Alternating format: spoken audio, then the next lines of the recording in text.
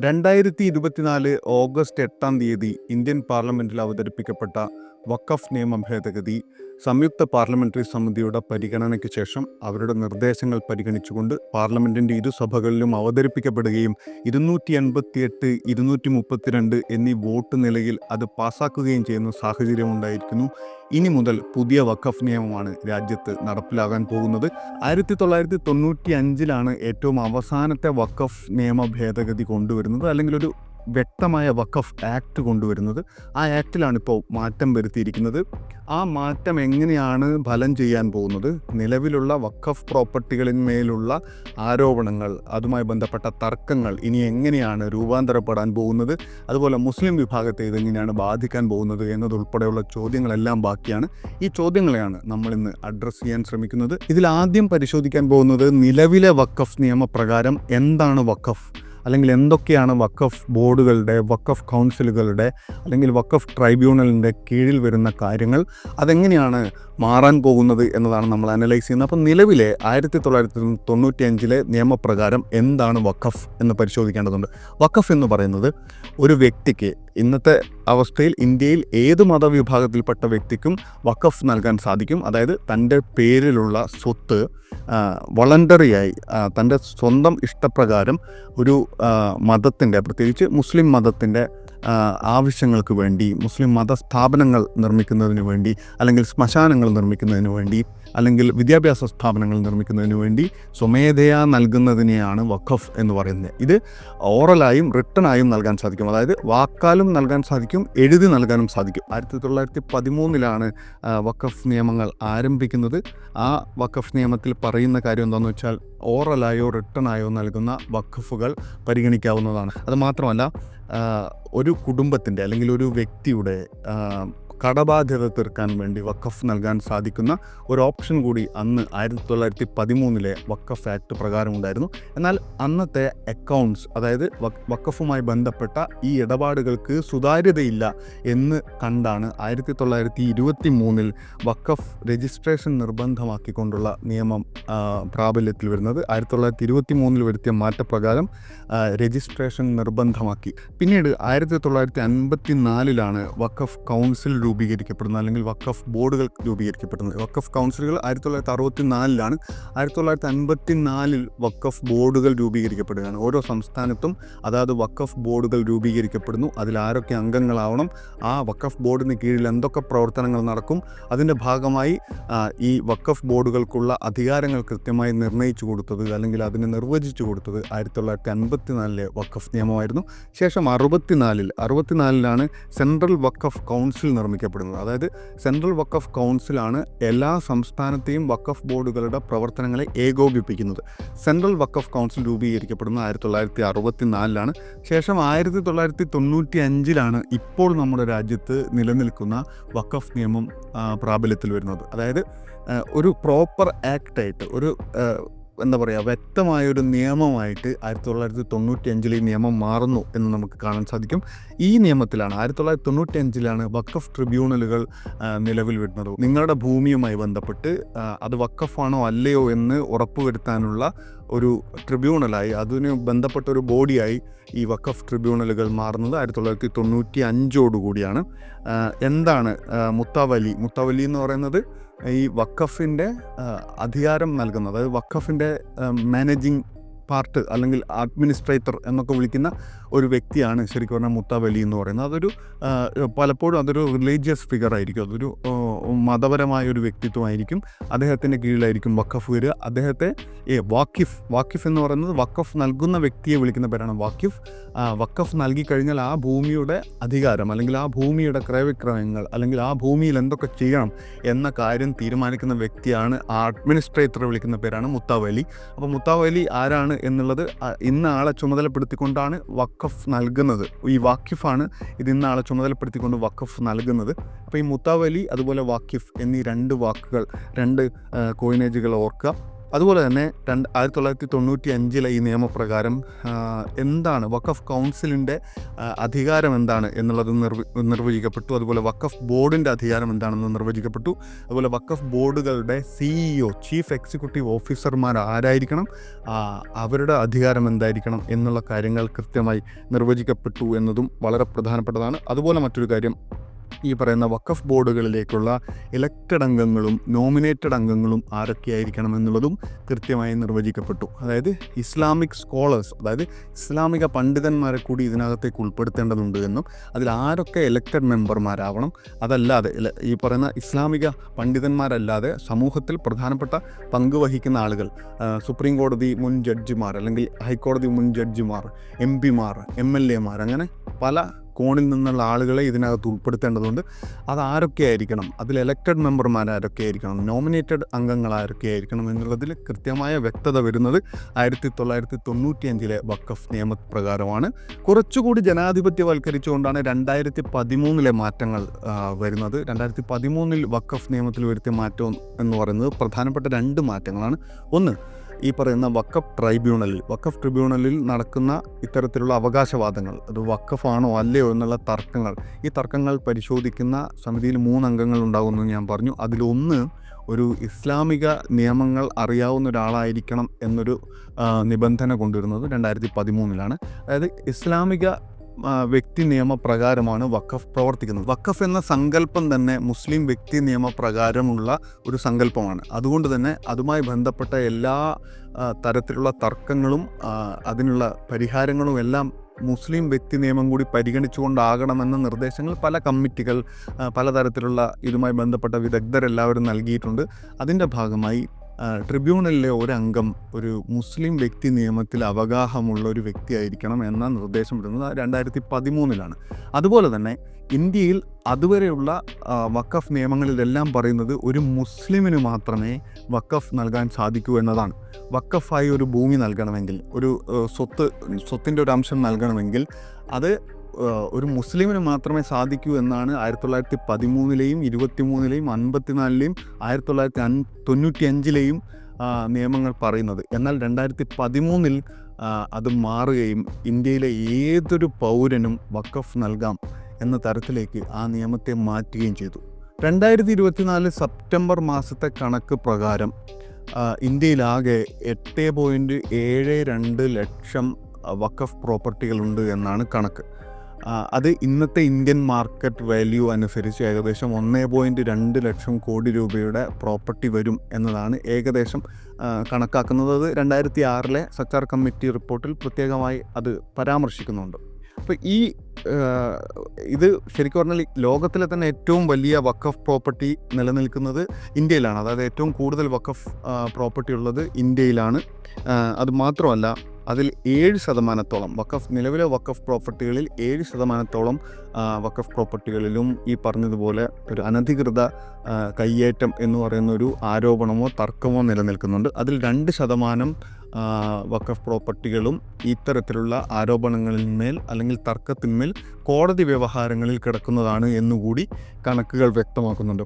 അതുമാത്രമല്ല, രജിസ്റ്റേർഡ് വഖഫുകളിൽ, അതായത് രജിസ്റ്റർ ചെയ്യപ്പെട്ട വഖഫ് പ്രോപ്പർട്ടികളിൽ പകുതിയും പള്ളികളോ അല്ലെങ്കിൽ ശ്മശാനങ്ങളോ ഒക്കെ നിർമ്മിക്കപ്പെട്ടിട്ടുള്ള സ്ഥലങ്ങളാണ് എന്നും കണക്കുകൾ കാണിക്കുന്നുണ്ട്. അതുപോലെ തന്നെ ഇന്ത്യയിൽ ഏറ്റവും കൂടുതൽ വഖഫ് ഷെയർ ഉള്ളത്, വഖഫ് പ്രോപ്പർട്ടികളുള്ളത് ഉത്തർപ്രദേശിലും അതുപോലെ പശ്ചിമ ബംഗാളിലും അതുപോലെ പഞ്ചാബിലുമാണ്. 8.72 ലക്ഷം വഖഫ് പ്രോപ്പർട്ടികൾ എന്ന് പറയുന്ന സമയത്ത് അതിനൊരു വലിയ വലുപ്പമുണ്ട്. ആ വലുപ്പം കാണുന്ന സമയത്ത് ഒരു എന്താ പറയുക, ആളുകളിൽ, ഇവിടുത്തെ ഭൂരിപക്ഷ സമുദായത്തിൽ ഹിന്ദുക്കൾക്കിടയിൽ അല്ലെങ്കിൽ മുസ്ലിം ഇതര വിഭാഗങ്ങൾക്കിടയിൽ ഒരു ആശങ്ക ഉണ്ടാക്കാനുള്ള ശ്രമം പല കോണിൽ നിന്ന് വരുന്നുണ്ട്. അതായത് ഇത്രയും വലിയ പ്രോപ്പർട്ടി, ഇന്ത്യയിൽ മുസ്ലിം വിഭാഗത്തിൻ്റെ കയ്യിൽ ഇത്ര വലിയ പ്രോപ്പർട്ടി ഉണ്ട് എന്ന തോന്നൽ ഉണ്ടാക്കുന്നതിലൂടെ ഇത് കാര്യക്ഷമമായി ഉപയോഗിക്കപ്പെടുന്നില്ല എന്നും ഇത് ഇവർ കൈവശം വെച്ച് അനുഭവിക്കുകയും സുഖിക്കുകയും ചെയ്യുകയാണ് എന്നൊരു തരത്തിലുള്ള ചർച്ചകൾ ഒരു സൈഡിൽ നടക്കുന്നുണ്ട്. ഇത് കൃത്യമായി കാര്യക്ഷമമായി ഉപയോഗിച്ചിരുന്നെങ്കിൽ എന്തൊക്കെ കാര്യങ്ങൾ നമുക്ക് ചെയ്യാമായിരുന്നു എന്ന തരത്തിലുള്ള ചർച്ചകൾ ഒരു സൈഡിൽ നിന്ന് ഉയർന്നു വന്നിരുന്നു. എന്നാൽ കഴിഞ്ഞ ദിവസം വഖഫ് ബില്ലുമായി ബന്ധപ്പെട്ട ചർച്ചകൾ രാജ്യസഭയിൽ നടക്കുന്ന സമയത്ത് രാജ്യസഭാ അംഗം കപിൽ സിബൽ പറഞ്ഞൊരു മറുപടിയുണ്ട് ഇതിന്. അത് വളരെ പ്രധാനപ്പെട്ട മറുപടിയാണ്. അതായത് ദക്ഷിണേന്ത്യയിൽ മാത്രം അദ്ദേഹം 4 സംസ്ഥാനങ്ങളെടുത്തു. ഒന്ന് തമിഴ്നാടാണ്, ഒന്ന് കർണാടകയാണ്, മറ്റൊന്ന് തെലുങ്കാനയാണ്, ഒന്ന് ആന്ധ്രാപ്രദേശാണ്. ഈ 4 സംസ്ഥാനങ്ങളിൽ ഈ 4 സംസ്ഥാനങ്ങളിലെ അമ്പലങ്ങളുടെ പ്രോപ്പർട്ടി മാത്രം എടുത്താൽ അത് 10 ലക്ഷത്തിലധികം വരും. 10 ലക്ഷത്തിലധികം പ്രോപ്പർട്ടികളുണ്ട് അമ്പലങ്ങൾക്ക് മാത്രം എന്ന് അദ്ദേഹം കഴിഞ്ഞ ദിവസം പാർലമെൻറ്റിൽ പറയുന്നുണ്ടായിരുന്നു. എന്ന് വെച്ചാൽ അപ്പോൾ ഇന്ത്യയിൽ ഒട്ടാകെയുള്ള പ്രോപ്പർട്ടി എത്രയായിരിക്കും എന്നത് വളരെ പ്രധാനപ്പെട്ട ചോദ്യമാണ്.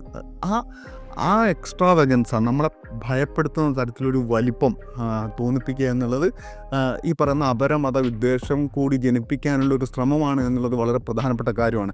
അതിൻ്റെ കാര്യം എന്താണെന്ന് വെച്ചാൽ പല കമ്മിറ്റികളും പഠിച്ചതിന് ശേഷം പോലും ഇത്തരത്തിലുള്ള റിമാർക്കുകൾ നടത്തിയിട്ടുണ്ട്. അതായത് റവന്യൂ പൊട്ടൻഷ്യൽ ആണ് വളരെ പ്രധാനപ്പെട്ട ഒരു കാര്യം. ഇപ്പോൾ വഖഫ് നിയമത്തിൽ ഭേദഗതി വരുത്തണമെന്ന തരത്തിലുള്ള നിർദ്ദേശങ്ങൾ വരുന്നതിൻ്റെ ഒരു പ്രധാനപ്പെട്ട കാരണം ഈ റവന്യൂ പൊട്ടൻഷ്യൽ, അതായത് റവന്യൂ ഭൂമികൾ അല്ലെങ്കിൽ ഉപയോഗിക്കാത്ത ഭൂമി അല്ലെങ്കിൽ സ്വത്ത് ഇങ്ങനെ ഈ വിഭാഗത്തിൻ്റെ കൈവശം ഇങ്ങനെ കെട്ടിക്കിടക്കുകയാണ്. അത് കൃത്യമായി ഉപയോഗിക്കപ്പെടുകയാണെങ്കിൽ നല്ല ഔട്ട്കം ഉണ്ടാക്കാൻ, നല്ല രീതിയിലുള്ള റിസൾട്ട് ഉണ്ടാക്കാൻ നമുക്ക് സാധിക്കുമെന്ന തരത്തിലൊരു വാദം പല കമ്മിറ്റികളും പറഞ്ഞിട്ടുണ്ട്. അതുപോലെ തന്നെ വഖഫ് ഭൂമികൾ എന്ന് പറയുന്നത് വ്യക്തികളുടെ ഭൂമികളിലേക്ക് വഖഫ് കയ്യേറി അത് വഖഫ് ഭൂമിയാക്കി മാറ്റുന്ന തരത്തിലുള്ള കയ്യേറ്റത്തിൻ്റെ ആരോപണം ഇതിനെതിരെ ഉണ്ട്. അതുപോലെ തന്നെ ഈ സ്വത്തുക്കൾ കൃത്യമായി മെയിൻറ്റെയിൻ ചെയ്യുന്നില്ല, കൃത്യമായി അതിൻ്റെ പരിചരണം കൃത്യമായി നടക്കുന്നില്ല എന്ന തരത്തിലൊരു ആരോപണമുണ്ട്. അതുപോലെ വഖഫ് ട്രിബ്യൂണലുകളിലെ തർക്കങ്ങൾ കൃത്യമായി പരിഹരിക്കപ്പെടുന്നില്ല.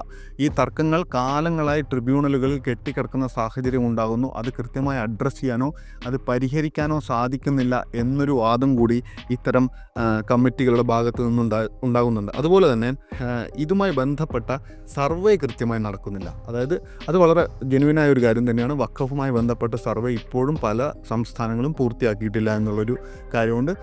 സർവേ കൃത്യമായി നടക്കുന്നില്ല എന്നുള്ള കണ്ടെത്തലും പല കമ്മിറ്റികളും നടത്തിയിട്ടുണ്ട്. ഈ കണ്ടെത്തലുകളുടെ എല്ലാം പുറത്താണ് ഈ വഖഫ് നിയമം ഭേദഗതി ചെയ്യണമെന്ന തീരുമാനത്തിലേക്ക് സർക്കാർ എത്തുന്നത്. ഇനി നമുക്ക് 2024 വഖഫ് നിയമ ഭേദഗതിയിൽ എന്തൊക്കെ മാറ്റങ്ങളാണ് സംഭവിച്ചിരിക്കുന്നത്, അത് ഇനി എങ്ങനെയാണ് ഇവിടുത്തെ വഖഫ് പ്രോപ്പർട്ടികളിൽ മാറ്റം കൊണ്ടുവരാൻ പോകുന്നത് എന്ന് നോക്കാം. 2024 ഓഗസ്റ്റ് മാസം 8-ാം തീയതി അവതരിപ്പിക്കപ്പെട്ട വഖഫ് നിയമ ഭേദഗതിയിൽ പ്രധാനമായും 3 കാര്യങ്ങളിലാണ് സ്ട്രെസ് ചെയ്യുന്നത്. 3 മാറ്റങ്ങളാണ് അത് കൃത്യമായി മുന്നോട്ട് വയ്ക്കുന്നത്. 3 മാറ്റങ്ങളെന്ന് വെച്ചാൽ 3 ഏരിയയിലാണ് ഇതിൽ മാറ്റം ഉണ്ടാകുന്നത്. ഒന്ന്, വഖഫ് ബോർഡുകളുടെയും കൗൺസിലുകളുടെയും കോമ്പോസിഷൻ മാറുന്നു. അതായത് വഖഫ് ബോർഡുകളിൽ ആരൊക്കെയാവണം അംഗങ്ങൾ, അവരേത് മതവിഭാഗത്തിൽപ്പെടുന്നവരാവണം. നിലവിലത് മുസ്ലിം വിഭാഗത്തിൽപ്പെടുന്ന ആളുകളായിരിക്കണമെന്നാണ് നിർബന്ധമുള്ളത്. എന്നാൽ ഇനി അങ്ങോട്ട് അത് അങ്ങനെ തന്നെ ആയിരിക്കുമോ എന്ന ചോദ്യമുണ്ട്. അതങ്ങനെ തന്നെ ആയിരിക്കാൻ സാധ്യതയില്ല. അതിൻ്റെ ഡീറ്റെയിൽസിലേക്ക് നമുക്ക് വരാം. അതുപോലെ വഖഫ് കൗൺസിലുകൾ നോക്കുകയാണെങ്കിൽ വഖഫ് കൗൺസിലുകളിൽ നോമിനേറ്റഡ് അംഗങ്ങളും ഇലക്റ്റഡ് അംഗങ്ങളും ഉണ്ട്. അതിൽ നോമിനേറ്റഡ് അംഗങ്ങൾ ആരൊക്കെയായിരിക്കണം, അതുപോലെ ഈ പറയുന്ന ഇലക്റ്റഡ് അംഗങ്ങൾ ആരൊക്കെയായിരിക്കണം, അതിൽ മുസ്ലിങ്ങളല്ലാത്തവർക്ക് നിലവിൽ അംഗത്വമില്ല. അതിലാകെ അതിൻ്റെ ഏറ്റവും ചീഫായ പൊസിഷനിലിരിക്കുന്ന അല്ലെങ്കിൽ അതിൻ്റെ ചെയർപേഴ്സൺ പൊസിഷനിലിരിക്കുന്ന ഈ വഖഫ് കൈകാര്യം ചെയ്യുന്ന കേന്ദ്രമന്ത്രി, അദ്ദേഹം മുസ്ലിം ആകണമെന്ന് നിർബന്ധമില്ല എന്ന് മാത്രമേ അതിനകത്ത് പറയുന്നുള്ളൂ. ബാക്കി എല്ലാ അംഗങ്ങളും മുസ്ലിം ആവണം എന്ന് തന്നെയാണ് 1995 നിയമപ്രകാരം പറയുന്നത്. എന്നാൽ ഇനി അങ്ങോട്ട് അതും മാറാൻ സാധ്യതയുണ്ട്. രണ്ടാമത്തെ പോയിന്റ് എന്ന് പറയുന്നത് വഖഫ് നൽകാൻ അല്ലെങ്കിൽ ഒരു വഖഫ് ക്രിയേറ്റ് ചെയ്യാൻ എൻ്റെ കൈവശം ഭൂമിയുണ്ട്, അതെനിക്ക് വഖഫായി നൽകണമെന്ന് ആഗ്രഹമുണ്ട്. പക്ഷേ ഇനി മുതൽ ചുമ്മാ ഒരാൾക്ക് ഒരു സ്ഥലം വഖഫായി നൽകാൻ സാധിക്കില്ല. ഒന്ന്, 1995 വന്ന നിയമത്തിൽ 2013 കൊണ്ടുവന്ന മാറ്റമുണ്ടല്ലോ, അതായത് മുസ്ലിങ്ങൾക്ക് മാത്രമല്ല ഇന്ത്യയിലെ ഏത് വ്യക്തിക്കും വഖഫ് നൽകാമെന്ന മാറ്റം, അത് ഇവിടെ എടുത്തു മാറ്റാൻ പോവുകയാണ്. വീണ്ടും മുസ്ലിങ്ങൾക്ക് മാത്രമേ ഇത് നൽകാൻ സാധിക്കുള്ളൂ എന്ന് മാത്രമല്ല, നിങ്ങൾ ഏറ്റവും കുറഞ്ഞത് 5 വർഷമെങ്കിലും മുസ്ലിം മതപരമായ ചടങ്ങുകൾ പിന്തുണയ്ക്കുകയും അത് അനുഷ്ഠിക്കുകയും ചെയ്ത ആളാണ് എന്ന് തെളിയിക്കുക കൂടി വേണം. അതായത് ഏറ്റവും കുറഞ്ഞത് 5 വർഷമെങ്കിലും നിങ്ങൾ മുസ്ലിമായി ജീവിച്ചിരിക്കണം എന്നാണ് ഈ ബില്ലിൽ പറയുന്നത്. പക്ഷേ ഈ 5 വർഷം ഒരാൾ മുസ്ലിമായിട്ടാണ് ജീവിച്ചത് എന്ന് അയാൾ എങ്ങനെ തെളിയിക്കും എന്ന ചോദ്യം വളരെ പ്രധാനപ്പെട്ടതാണ്. അതിൻ്റെ അളവുകോൽ എന്താണ്, അതെങ്ങനെയാണ് നിർണ്ണയിക്കുന്നത് എന്ന ചോദ്യം വളരെ പ്രധാനപ്പെട്ടതാണ്. അതാണ് രണ്ടാമത്തെ കാര്യം. മൂന്നാമത്തെ വ്യത്യാസം വരുന്നത് powers of board in identifying Waqf property. അതായത് ഒരു വഖഫ് പ്രോപ്പർട്ടി അല്ലെങ്കിൽ ഒരു പ്രോപ്പർട്ടി വഖഫ് പ്രോപ്പർട്ടിയാണ് എന്ന് നിർണ്ണയിക്കുന്നത് വഖഫ് ബോർഡുകളും വഖഫ് കൗൺസിലുകളും അല്ലെങ്കിൽ ഏറ്റവും ഒടുവിൽ വഖഫ് ട്രൈബ്യൂണലുമാണ്. എന്നാൽ വഖഫ് ബോർഡിൻ്റെ എന്താ പറയുക, ഏറ്റവും ചീഫ് എക്സിക്യൂട്ടീവ് ഓഫീസർ എന്ന് പറയുന്ന പൊസിഷൻ്റെ ആ ഒരു വാലിഡിറ്റി നഷ്ടപ്പെടാൻ പോവുകയാണ്. ഇനി ഒരു പ്രോപ്പർട്ടി വഖഫാണോ അല്ലയോ എന്ന് തീരുമാനിക്കാൻ പോകുന്നത് ജില്ലാ കളക്ടർമാരാണ്. അങ്ങനെ അതൊരു എക്സിക്യൂട്ടീവ് പോസ്റ്റായിട്ട് അത് ജില്ലാ കളക്ടർമാർക്ക് നൽകുന്ന തരത്തിലേക്ക് അത് മാറുകയാണ്. അതുപോലെ തന്നെ സർവേ കമ്മീഷണർ, അതായത് സർവേ നടത്തുന്ന വഖഫിൻ്റെ സർവേ നടത്തുന്ന സർവേ കമ്മീഷണർമാരുടെ ചുമതല കൂടി ജില്ലാ കളക്ടർമാർക്ക് നൽകുന്നു എന്ന മാറ്റം വരാൻ പോവുകയാണ്. ഈ മാറ്റങ്ങളെല്ലാം ഈ പറഞ്ഞ ജോയിൻറ്റ് പാർലമെൻ്ററി കമ്മിറ്റി, അതായത് ജഗദാംബിക പാലിൻ്റെ നേതൃത്വത്തിലുള്ള ജോയിൻറ്റ് പാർലമെൻ്ററി കമ്മിറ്റി ഇത് പരിഗണിച്ച് അതിൽ ആ പാർലമെൻ്ററി കമ്മിറ്റിയിലുള്ള അംഗങ്ങളിൽ നിന്നുള്ള അമെൻമെൻറ്റുകൾ സ്വീകരിച്ചുകൊണ്ട്, അതായത് 14 അമെൻമെൻറ്റുകളാണ് ഈ പാർലമെൻ്ററി കമ്മിറ്റിയുടെ ഭാഗമായി നിന്ന പാർലമെൻറ്റ് അംഗങ്ങളിൽ നിന്നും സ്വീകരിച്ചത്. ആ 14 അമെൻമെൻറ്റുകളും ഭരണപക്ഷത്തു നിന്നുള്ള എം പിമാരിൽ നിന്നാണ് സ്വീകരിച്ചത്. പ്രതിപക്ഷ എം പിമാർ നൽകിയ 44 അമെൻമെൻറ്റുകൾ വേണ്ട എന്ന് വെച്ച് ഈ ഭരണപക്ഷത്തുള്ള എം പിമാർ നൽകിയ 14 അമെൻമെൻറ്റുകൾ മാത്രം പരിഗണിച്ചാണ് അവസാനം ഈ നിയമം അവതരിപ്പിക്കപ്പെട്ടിട്ടുള്ളത്, പാസ്സായിട്ടുള്ളത്. നൂറ്റാണ്ടുകളായി ഇവിടെ നിലനിൽക്കുന്ന വഖഫ് പ്രോപ്പർട്ടികളുണ്ട്. അതിന് പലപ്പോഴും രേഖകൾ ഉണ്ടാകണമെന്നില്ല. അത് പതിറ്റാണ്ടുകളായി അല്ലെങ്കിൽ നൂറ്റാണ്ടുകളായി അങ്ങനെ നിലനിൽക്കുന്നത് കൊണ്ട് തന്നെ അത് വഖഫ് പ്രോപ്പർട്ടികളായി തുടരണം എന്നാണ് 1995 നിയമം പറയുന്നത്. എന്നാൽ ഇന്ന് അതിൽ മാറ്റം വരാൻ പോകുന്നത് വഖഫ് ബൈ യൂസർ എന്ന് പറയുന്ന ഒരു പ്രൊവിഷൻ ഇനി മുതലുണ്ടാകില്ല.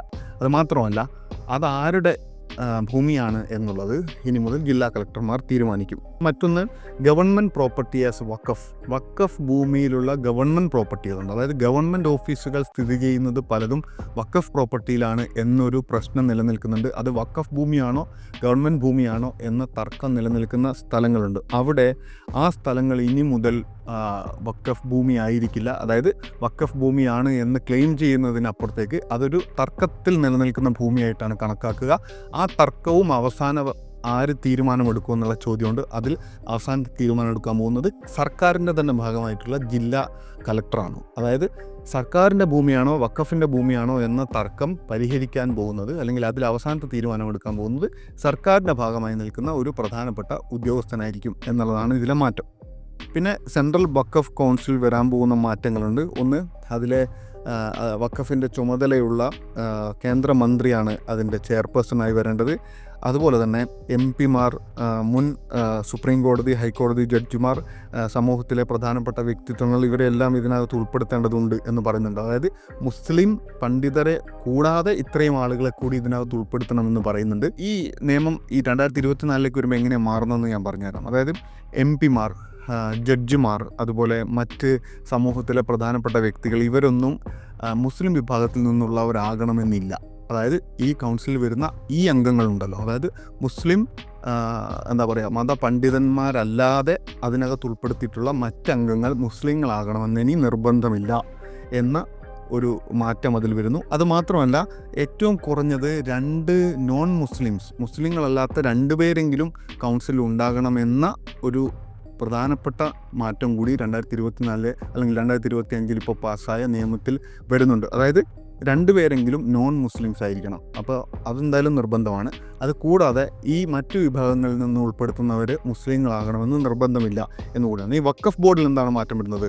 നേരത്തെ വഖഫ് ബോർഡിൽ ഉൾപ്പെടുത്തപ്പെടുന്ന എം പിമാർ, MLA മാർ, MLC മാർ, അതായത് മെമ്പർ ഓഫ് ലെജിസ്ലേറ്റീവ് കൗൺസിൽ, അതുപോലെ ബാർ കൗൺസിലിൽ നിന്നുള്ള അംഗങ്ങൾ, ഇവരൊക്കെ ഉൾപ്പെടുത്തണമെന്ന് പറയുന്നുണ്ട്. അവരെല്ലാവരും മുസ്ലിങ്ങളായിരിക്കണമെന്നും പറയുന്നുണ്ട് 1995 നിയമത്തിൽ. എന്നാൽ ഇപ്പോഴത്തെ നിയമത്തിൽ നേരത്തെ ഈ വിഭാഗത്തിൽ നിന്നെല്ലാം 2 പേർ വെച്ച് എടുക്കാനുള്ള പ്രൊവിഷൻ ഉണ്ടായിരുന്നു. അതായത് 2 MP എടുക്കാമായിരുന്നു, 2 MLA എടുക്കാമായിരുന്നു, അതുപോലെ ബാർ കൗൺസിലിൽ നിന്ന് 2 പേരെ എടുക്കാമായിരുന്നു. അങ്ങനെ എല്ലാ വിഭാഗത്തിൽ നിന്നും 2 പേരെ വെച്ച് എടുക്കാമായിരുന്നു.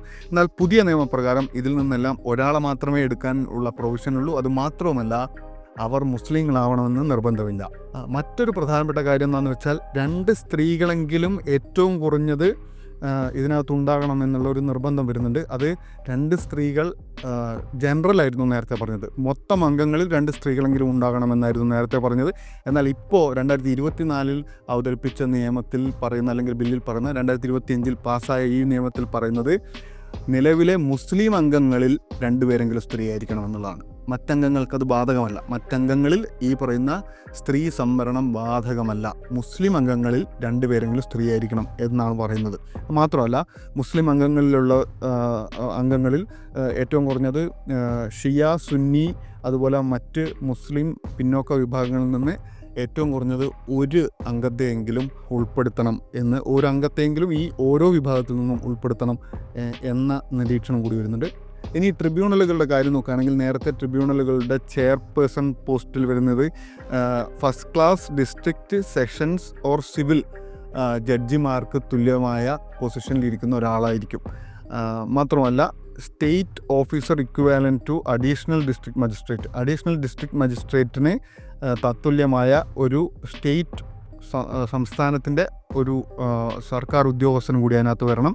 അതുമാത്രമല്ല മുസ്ലിം നിയമങ്ങളെക്കുറിച്ച് അറിയാവുന്ന ഒരു എക്സ്പേർട്ടും. ഈ 3 വ്യക്തികളാണ് ട്രിബ്യൂണലിൽ ഉണ്ടായിരുന്നത് നേരത്തെ. ഇന്ന് പുതിയ അവതരിപ്പിച്ചിരിക്കുന്ന നിയമത്തിൽ അവസാനം പറഞ്ഞ മുസ്ലിം നിയമത്തിൽ പ്രാവീണ്യമുള്ള വ്യക്തിയുടെ ആവശ്യമില്ല എന്ന തരത്തിലേക്ക് അത് മാറിയിരിക്കുന്നു. അതുപോലെ ട്രിബ്യൂണലുകൾ വരുന്ന അപ്പീലുകൾ നേരത്തെ സിവിൽ കോടതികൾക്ക് പരിഗണിക്കാൻ സാധിക്കില്ലായിരുന്നു. അത് ഹൈക്കോടതികളിൽ അപൂർവമായി പരിഗണിക്കുന്നു എന്ന ഒരു സാഹചര്യം മാത്രമായിരുന്നുള്ളത്. എന്നാൽ നിലവിൽ ട്രിബ്യൂണലുകളിൽ ഉള്ള പരാതികൾ, ട്രിബ്യൂണൽ തീരുമാനിച്ച അല്ലെങ്കിൽ എടുത്ത തീരുമാനങ്ങളിന്മേലുള്ള പരാതികൾ നിങ്ങൾക്ക് 90 ദിവസത്തിനുള്ളിൽ ഹൈക്കോടതിയിൽ നൽകാൻ സാധിക്കും. ഹൈക്കോടതി ഇത് പരിഗണിക്കുമെന്ന സാഹചര്യമുണ്ട്. മാത്രമല്ല ഇലക്റ്റഡ് മെമ്പേഴ്സും നോമിനേറ്റഡ് അംഗങ്ങളുമുള്ള സാഹചര്യമായിരുന്നു നേരത്തെ ഉണ്ടായിരുന്നത് എല്ലാത്തിലേക്കും. വഖഫ് ബോർഡുകളിലും കൗൺസിലുകളിലൊക്കെയുള്ള ഇലക്റ്റഡ് നോമിനേറ്റഡ് അംഗങ്ങളുണ്ടായിരുന്നു. ഇനി മുതൽ ഇലക്റ്റഡ് അംഗങ്ങൾ ഉണ്ടാവില്ല, നോമിനേറ്റഡ് അംഗങ്ങൾ മാത്രമേ ഉണ്ടാവുള്ളൂ. ഇനി ഈ മാറ്റങ്ങൾ കാരണം എന്താണ് ഉണ്ടാകാൻ പോകുന്ന റിസൾട്ട് എന്നുള്ളത് വളരെ പ്രധാനമായിട്ടുള്ള കാര്യമാണ്. അത് നമ്മൾ മനസ്സിലാക്കണം. അത് വഖഫ് കൗൺസിലുകളിൽ ആകെയുള്ള അംഗങ്ങൾ 22 പേരാണ്. നേരത്തെ പറഞ്ഞ മാറ്റങ്ങൾ വരുത്തിയാൽ നോൺ മുസ്ലിങ്ങളെ ഉൾപ്പെടുത്താനുള്ള ഒരു പ്രൊവിഷൻ കൂടി അതിനകത്ത് വരുന്നതോടുകൂടി 2 പേർ നിർബന്ധമായും നോൺ മുസ്ലിംസ് ആയിരിക്കണം. അതുകൂടാതെ ഈ നോമിനേറ്റഡ് അംഗങ്ങളിൽ പലരെയും മുസ്ലിങ്ങളല്ലാത്തവരെ ഉൾപ്പെടുത്താമെന്ന പ്രൊവിഷൻ വരുന്നതോടുകൂടി 22 അംഗങ്ങളിൽ 12 പേരെങ്കിലും നോൺ മുസ്ലിങ്ങളാകാനുള്ള സാധ്യതയുണ്ട്. മുസ്ലിങ്ങളല്ലാത്തവർ 22-ൽ 12 പേരെങ്കിലും വരാനുള്ള സാധ്യതയുണ്ട്. അതിൻ്റെ ചെയർപേഴ്സണായി ഉണ്ടാവുക യൂണിയൻ മിനിസ്റ്റർ ആയിരിക്കും, കേന്ദ്രമന്ത്രിയായിരിക്കും. സ്റ്റേറ്റ് വഖഫ് ബോർഡുകളിൽ ആകെ 11 അംഗങ്ങളാണ്. 11 അംഗങ്ങളിൽ ഏറ്റവും കുറഞ്ഞത് 7 പേരെങ്കിലും നോൺ മുസ്ലിംസ് ആകാനുള്ള സാധ്യതയുണ്ട്. എന്ന് വെച്ചാൽ ഇതങ്ങനെ ആകണമെന്ന് നിർബന്ധമൊന്നുമില്ല. പക്ഷേ ഒരു സർക്കാർ അങ്ങനെ നിയമിക്കാൻ തീരുമാനിച്ചാൽ അങ്ങനെ ചെയ്യാൻ സാധിക്കുമെന്ന സാഹചര്യം നിലവിലുണ്ട്. എന്ന് വെച്ചാൽ നോക്കൂ, വഖഫ് കൗൺസിൽ ആകെയുള്ള 22-ൽ 12 എന്ന് പറഞ്ഞാൽ ഭൂരിപക്ഷം നോൺ മുസ്ലിങ്ങളാകാൻ സാധ്യതയുണ്ട്. അതായത് വഖഫിനുമായി ബന്ധപ്പെട്ട തീരുമാനമെടുക്കുന്ന ബോഡിയിൽ ഭൂരിപക്ഷവും മുസ്ലിങ്ങളല്ലാത്തവരാണ് ഉണ്ടാകാൻ സാധ്യത. അതായത് 22-ൽ 12 മുസ്ലിങ്ങളല്ലാത്തവരായിരിക്കും. അതുപോലെ സ്റ്റേറ്റ് വഖഫ് ബോർഡുകളിൽ 11-ൽ 7 പേരും മുസ്ലിങ്ങളല്ലാത്തവരായിരിക്കും. അതായത് മുസ്ലിം വഖഫ് പ്രോപ്പർട്ടികളിന്മേലുള്ള അന്തിമ തീരുമാനമെടുക്കാൻ പോകുന്നത് മുസ്ലിങ്ങളല്ലാത്തവരായിരിക്കുമെന്നതാണ് ഇതിലെ ഏറ്റവും വലിയ അപകടവും. ജനാധിപത്യ സംവിധാനത്തിൽ അല്ലെങ്കിൽ ആർട്ടിക്കിൾ 26 ഇന്ത്യൻ ഭരണഘടനയുടെ ആർട്ടിക്കിൾ 25, 26 എന്നീ വകുപ്പുകൾ നൽകുന്ന ഒരു വ്യക്തിയുടെ മതപരമായ സ്വാതന്ത്ര്യത്തെ അല്ലെങ്കിൽ സ്വന്തം മതം പ്രാക്ടീസ് ചെയ്യാനും അതിനെ പ്രൊഫസ് ചെയ്യാനുമുള്ള സ്വാതന്ത്ര്യത്തെ ഹനിക്കുന്ന തരത്തിലേക്ക് ഈ നിയമം മാറാൻ പോകുന്നത്. ഈ നിയമത്തിന് അങ്ങനൊരു ചലഞ്ച് മുന്നോട്ട് വെക്കാൻ സാധിക്കുന്നത് ഈ പോയിന്റിലാണ്. ഈ പോയിൻ്റാണ് ഇതിലേറ്റവും പ്രധാനപ്പെട്ട കാര്യം. അതായത് നാളെ ഇന്ത്യയിൽ ഏതെങ്കിലും ഒരു പള്ളിയിൽ ശിവലിംഗമുണ്ട് എന്ന് പറഞ്ഞ് അത് പൊളിക്കാൻ ആവശ്യപ്പെടുന്ന പോയിന്റിൽ അവർക്ക് അത് നിയമപരമായി തന്നെ ചെയ്യാൻ സാധിക്കുന്ന ഒരു സാഹചര്യം ഇതിലൂടെ ഉണ്ടായി വരുമെന്നതൊരു വലിയ അപകടകരമായ കാര്യമാണ്. നിലവിൽ സംഭവിക്കുന്നത് പോലെ അവിടെ ശിവലിംഗമുണ്ടെന്ന് പറയുകയും ഹർജി സമർപ്പിക്കുകയും കോടതി ഉത്തരവ് വാങ്ങുകയും ഒക്കെ ചെയ്യേണ്ടുന്ന ഈ നൂലാമാലകളിൽ നിന്നെല്ലാം രക്ഷപ്പെട്ട് വളരെ ഈസിയായി വഖഫ് ബോർഡുകളിലൂടെ, വഖഫ് കൗൺസിലുകളിലൂടെ ഏത് ആരാധനാലയവും ഏത് മതസ്ഥാപനവും തകർക്കാനുള്ള അല്ലെങ്കിൽ അത് മാറ്റിപ്പണിയാനുള്ള സാഹചര്യം ഇന്ത്യയിലെ ഹിന്ദുത്വവാദികൾക്ക് നൽകുന്നു ഈ നിയമം എന്നത് വളരെ പ്രധാനപ്പെട്ട ഒരു ഫ്ലോസ് ആണ് ഈ നിയമത്തിൻ്റെ. അതാണ് ഇതിൽ ഏറ്റവും കൂടുതൽ ചർച്ച ചെയ്യപ്പെടേണ്ടത്. അതുമാത്രമല്ല 1991 പാസ്സായ അല്ലെങ്കിൽ അന്ന് നിലവിൽ വന്ന പ്ലേസ് ഓഫ് വർഷിപ്പ് ആക്ട് എന്ന് പറയുന്ന ഇന്ത്യയുടെ ഫെഡറൽ സംവിധാനത്തെ, ഇന്ത്യയുടെ റിലീജിയസ് ഹാർമണിയെ എല്ലാം നിലനിർത്തുന്ന, മതപരമായ സഹോദരത്തെ എല്ലാം നിലനിർത്തുന്ന ഏറ്റവും എന്താ പറയുക ക്രൂഷ്യലായ, ഏറ്റവും പ്രധാനപ്പെട്ട ആ നിയമത്തെ ഇന്ന് കാറ്റിൽ പറത്തി പല തരത്തിലുള്ള കോടതി വിധികൾ നേടാൻ പല സംഘങ്ങൾക്കും, ഹിന്ദുത്വ സംഘങ്ങൾക്കും സാധിക്കുന്നു എന്ന സാഹചര്യം നിലനിൽക്കുമ്പോഴാണ് ഇത്തരത്തിലൊരു നിയമം കൂടി വരുന്നത് എന്നുകൂടി നമ്മൾ മനസ്സിലാക്കണം. എന്താണ് place of worship act? Place of worship act പറയുന്നത് 1947 ഓഗസ്റ്റ് 15 മുതൽ അന്ന് ഈ രാജ്യത്ത് ഓരോ മതസ്ഥാപനവും അല്ലെങ്കിൽ മത ആരാധനാലയങ്ങളും എങ്ങനെയാണോ നിലനിൽക്കുന്നത്, അതായത് അതൊരു മുസ്ലിം പള്ളിയാണെങ്കിൽ അത് മുസ്ലിം പള്ളിയായി തന്നെ തുടരണം, അതൊരു ഹിന്ദു അമ്പലമാണെങ്കിൽ അതങ്ങനെ തന്നെ തുടരണം, അത് പൊളിക്കാനോ മാറ്റിപ്പണിയാനോ സാധിക്കില്ല എന്ന് ഉറപ്പുവരുത്തുന്നതാണ് 1991 പ്ലേസ് ഓഫ് വർഷിപ്പ് ആക്ട്. എന്നാൽ ആ പ്ലേസ് ഓഫ് വർഷിപ്പ് ആക്ടിന് ഒരൊറ്റ എക്സംഷൻ മാത്രമേ കൊടുത്തിട്ടുള്ളൂ. അത് ബാബരി മസ്ജിദിലാണ്. അത് ഈ നിയമം വരുന്നതിന് മുമ്പേ തുടങ്ങിയ ഒരു തർക്കമാണ് എന്നതുകൊണ്ട് മാത്രം കോടതി നിന്ന് നൽകിയ ഒരു എക്സംഷനാണ്. ആ എക്സംഷനെ ഉപയോഗിച്ചുകൊണ്ട് ഗ്യാൻ ബാബി ഉൾപ്പെടെ ഇങ്ങോട്ട് നമ്മൾ എത്ര പള്ളികളിലാണ് ശിവലിംഗമുണ്ടെന്ന് പറഞ്ഞ് അത് പൊളിക്കണമെന്നും അവിടെ ആരാധനയ്ക്ക് അനുവാദം നൽകണമെന്നും ആവശ്യപ്പെട്ടുകൊണ്ടുള്ള ഹർജികൾ കണ്ടത്. ആ ഹർജികളെല്ലാം നിലനിൽക്കെ, അതിനുള്ള വാദങ്ങളെല്ലാം നിലനിൽക്കെ, ഇതാ അത്തരത്തിലുള്ള കാര്യങ്ങൾ ഹിന്ദുത്വ സംഘങ്ങൾക്ക് വളരെ എളുപ്പത്തിൽ എക്സിക്യൂട്ട് ചെയ്യാൻ, അത് നടപ്പിലാക്കിയെടുക്കാൻ സാധിക്കുന്ന തരത്തിൽ മറ്റൊരു നിയമം കൂടി വന്നിരിക്കുന്നു എന്നതാണ് ഇതിലെ ഏറ്റവും ക്രൂഷ്യലായ കാര്യം. ഇന്ന് NDA ഭരണകൂടം അല്ലെങ്കിൽ BJPയുടെ ഭരണകൂടം നിലനിൽക്കുന്നത് NDA സഖ്യകക്ഷികളായ നിതീഷ് കുമാർ നേതൃത്വം നൽകുന്ന JDU, ചന്ദ്രബാബു നായിഡു നേതൃത്വം നൽകുന്ന TDP, അതുപോലെ രാംവിലാസ് പാസ്വാൻ വിഭാഗം LJP എന്നിവരുടെ പിന്തുണയോടുകൂടിയാണ് ഈ സർക്കാർ നിലനിൽക്കുന്നത് എന്ന് നമുക്കറിയാം. ഈ 3 സഖ്യകക്ഷികളും ഈ നിയമത്തിൽ വരുത്തുന്ന മാറ്റങ്ങളുമായി ബന്ധപ്പെട്ട് പല കൺസേൺസും അവതരിപ്പിച്ചിട്ടുണ്ട് എന്നാണ് പുറത്തു വരുന്ന പല വാർത്തകളും സൂചിപ്പിക്കുന്നത്. അതായത് വഖഫ് ബൈ യൂസർ എന്ന് പറയുന്ന പ്രൊവിഷൻ എടുത്തു മാറ്റരുത് എന്ന ആവശ്യം ഈ സഖ്യകക്ഷികളിൽ നിന്നും BJPക്ക് മേലുണ്ടായിരുന്നുവെന്നും അത് പരിഗണിക്കപ്പെട്ടില്ല എന്നുമാണ് പലതരത്തിലുള്ള വാർത്തകൾ പുറത്തു വന്നത്. അത് ശരിക്കും പറഞ്ഞാൽ TDP അല്ലെങ്കിൽ JDUവിനെയൊക്കെ വളരെ ശക്തമായി ബാധിക്കാൻ സാധ്യതയുള്ള കാര്യമാണ്. ആന്ധ്രാപ്രദേശിൽ TDP എന്ന് പറയുന്നത് മുസ്ലിം വോട്ട് ബാങ്ക് വാങ്ങി വിജയിക്കുന്നൊരു പാർട്ടി കൂടിയാണ്. ആന്ധ്രാപ്രദേശിൽ ഭരണത്തിൽ TDP എത്തിയത്, ചന്ദ്രബാബു നായിഡു മുഖ്യമന്ത്രിയായത് മുസ്ലിങ്ങളുടെ വോട്ട് കൂടി വാങ്ങിയിട്ടാണ് എന്നുള്ള കാര്യം നമ്മൾ മറക്കരുത്. അതുകൊണ്ട് മുസ്ലിം വോട്ട് ബാങ്ക് തങ്ങളിൽ നിന്ന് ചോർന്നു പോകാനുള്ള സാധ്യതയായി ഇതിനെ TDP കാണുന്നുണ്ടാകുമെന്ന കാര്യം ഉറപ്പാണ്. മാത്രമല്ല ആന്ധ്രയിലും മറ്റും വളരെ ശക്തമായി ചന്ദ്രബാബു നായിഡുവിനെതിരെ ഒരു ക്യാമ്പയിൻ ആരംഭിച്ചതായി നമുക്ക് ട്വിറ്ററിലും മറ്റും വരുന്ന ശക്തമായ പോസ്റ്റുകളിൽ നിന്ന് നമുക്ക് മനസ്സിലാവുന്നുണ്ട്. ചന്ദ്രബാബു നായിഡുവിനെതിരെ, അതുപോലെ നിതീഷ് കുമാറിനെതിരെ ശക്തമായ വിമർശനങ്ങൾ, ശക്തമായ പ്രതിഷേധങ്ങൾ പല ഭാഗത്തു നിന്ന് ഉയരുന്നുണ്ട്. ഈ ബീഹാർ ഇലക്ഷൻ വരാൻ പോകുന്നത് 2025 ഈ വർഷമാണ്. അപ്പോൾ ഈ വർഷം ആ ഇലക്ഷനിൽ എന്ത് സംഭവിക്കുമെന്നുള്ള ചോദ്യത്തിന് ഉള്ള ഉത്തരം, അതിലൊരു ഫാക്ടർ വഖഫ് ബില്ലായിരിക്കുമെന്ന് ഒരു പക്ഷേ നമുക്ക് പറയേണ്ടി വരും. അത്തരത്തിൽ NDAയുടെ നിലനിൽപ്പിന് തന്നെ ചോദ്യം ചെയ്യുന്ന തരത്തിലൊരു ബില്ലാണിത് എന്നതുകൊണ്ട് തന്നെ ഇതിൻ്റെ ആത്യന്തികമായ ഗുണമാണോ BJPക്ക് ലഭിക്കാൻ പോകുന്നത്, അല്ലെങ്കിൽ ഇതൊരു തിരിച്ചടിയായി മാറാനാണോ സാധ്യത എന്നുള്ള ചോദ്യം വളരെ പ്രധാനപ്പെട്ടതാണ്. പ്രത്യേകിച്ച് അതൊരു സഖ്യകക്ഷി സർക്കാർ ആയതുകൊണ്ട്, BJPക്ക് ഒറ്റയ്ക്ക് ഭൂരിപക്ഷം ഇല്ലാത്ത സാഹചര്യത്തിൽ സഖ്യകക്ഷി സർക്കാർ ആയതുകൊണ്ട് തന്നെ TDPയെയും JDUവിനെയും ഇതെങ്ങനെ ബാധിക്കുമെന്നതനുസരിച്ചിരിക്കും BJP ഇതിനെ എങ്ങനെ കൈകാര്യം ചെയ്യും, ഇതെങ്ങനെ BJPക്ക് തിരിച്ചടിയാകുമെന്ന ചോദ്യം നിലനിൽക്കുന്നത്. ഈ നിയമം ഇനി അങ്ങോട്ട് വലിയ രാഷ്ട്രീയ ചോദ്യങ്ങൾക്കും രാഷ്ട്രീയ വിവാദങ്ങൾക്കും രാഷ്ട്രീയ കോലാഹലങ്ങൾക്കും കാരണമാകുമെന്ന കാര്യത്തിൽ സംശയമില്ല. അതാണ് ഇനി നമ്മൾ കാണേണ്ടത്, മനസ്സിലാക്കേണ്ടത്.